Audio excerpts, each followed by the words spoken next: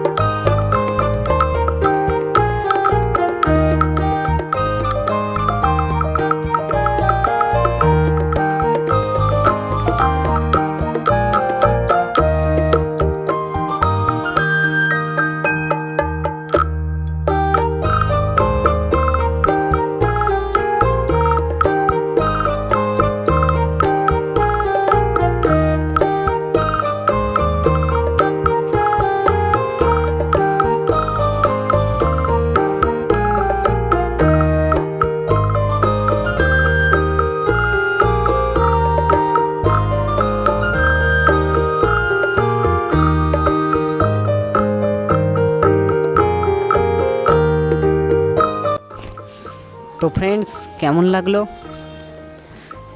অবশ্যই আমাকে কমেন্ট করে জানাবে যে কোথায় কোথায় আমি ভুল করেছি।